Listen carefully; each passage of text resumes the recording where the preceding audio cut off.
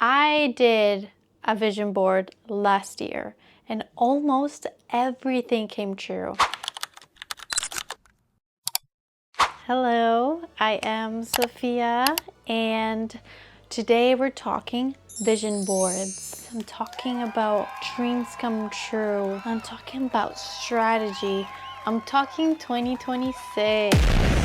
And I didn't really do it with a specific strategy like a lot of other people on the internet seem to do.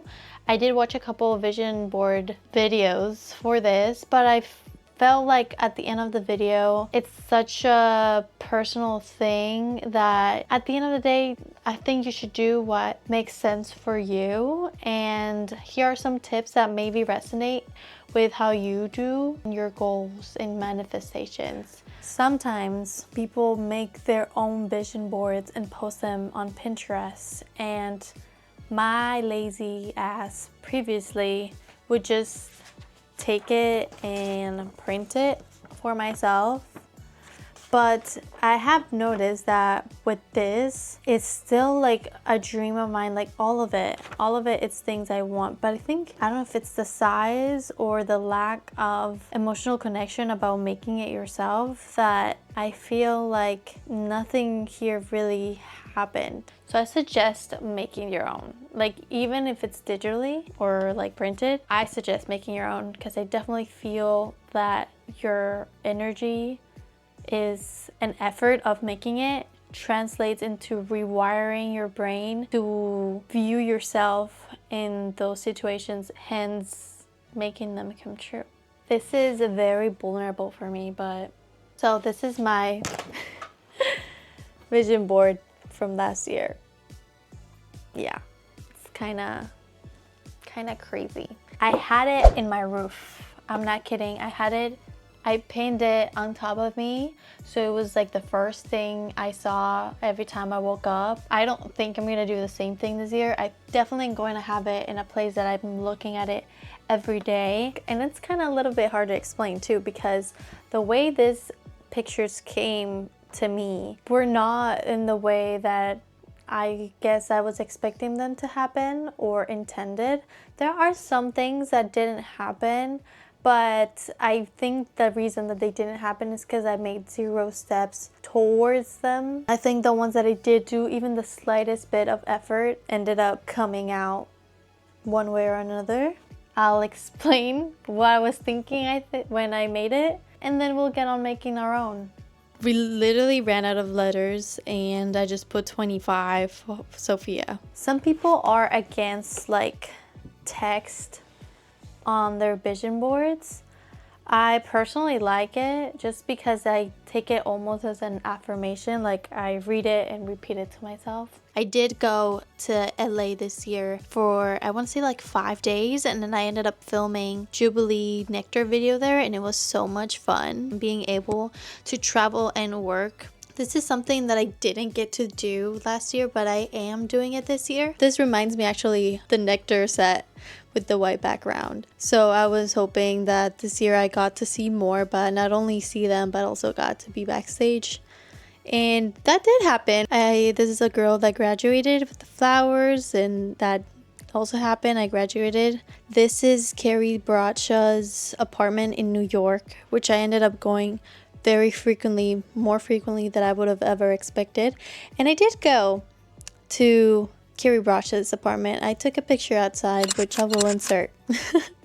And it was such a meaningful moment for me because I love Sex and the City so much. Then I have, this is a really small one. I think you can barely see it, but it says like 500k followers because I do want to grow my Instagram. I want to have like a prettier Instagram. And then I have here a passport, which did happen. I went to Mexico, to Cabo, and it was really nice. I have a video on that, which you should watch. This is just tropical. It reminds me of Florida, which I live right now, but it also looks like Cabo, I'm not gonna lie. This is the YouTube plaque, which I wanted to get myself. Funny enough, I didn't get one yet, but one of my friends did, and it was crazy to hold it, and like even the same letter and everything. So I was like, kind of happened. Like, I got to touch it, but not mine. Next year will be mine for sure. Haha. Then we just have this airplane window, which I did end up flying a lot. If you know, you know. Then this is, I think San Francisco, which I didn't get to go, but again, no rush. Like, still gonna be there. It's okay. And this is Bella Hadid on set, because I do want to be on set more. I also saw it, like, I wanted to involve myself in more creative projects, and I did kind of do that in a way. But yeah, this is kind of it with explanations. Now that we have our prints, we're gonna want to kind of organize them so there can almost be like areas in your vision board and it's just not all scattered, because I would like to feel it almost like a story, like a way to almost make my own eyes see a story, like a vision board, almost like a storyboard that when people are making movies, they kind of see one thing that leads to the other. Like, have a lot of things. Okay, now I have around 5 piles. I am going to put this one on the right side. Then I wanted to translate into this one. I am going to reuse because I feel like it still has some magic left in it. I have my scissors and my glue, and I have the board to do it. I'm gonna get to working. You should do it too. Making a vision board is very almost like spiritual, and although I wanted to share mine with you, the only science behind it is you. How you feel seeing those images and how that makes you take actions towards that feeling, if that makes sense. Unfortunately, you cannot just put a picture on the vision board and wait for it to come true. If that's how it worked, everybody would be doing it.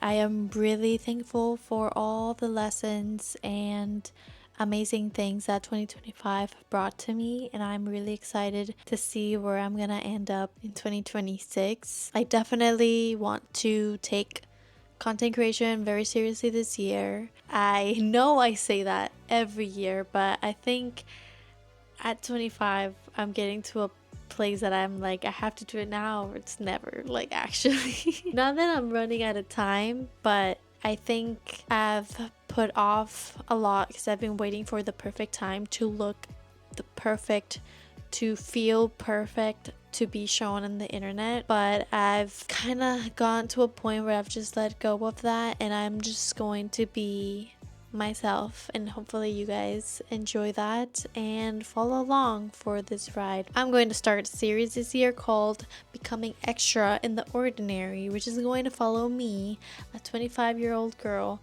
who lives in Orlando, Florida, and who is going to be living in New York by the end of the year. A girl who has a lot of creative passions but wants to find ways to be able to externalize them in the way that she feels them, if that makes sense. It's going to be kind of like a diary for me, because I do look back at some of the videos that I've made, and it's really interesting to see how much I've grown from them, how much lessons I've learned from them, how different I am in a very good way, because I still feel like myself, and I also know that girl I see in those same videos is still me. I really hope you enjoyed this video. I'm really excited for this journey together. My goal with this series is to really show how an ordinary girl, because that's what I am, with my dreams and aspirations. At the end of the day, I am just a person like you are, but I want to show that no matter who you are, if you can put your mind into something, it will happen. So come along on this series called Becoming Extra in the Ordinary, because to be extra, you have to bring the ordinary with you and to find what ways you can go above and beyond. And I don't know all the ways to go above and beyond, but I am going to find them out as I go. and hopefully there's some learning that I can share with you guys as well. Thank you so much for watching. I really hope you did enjoy this video, and I'll see you on the next one. Thank you.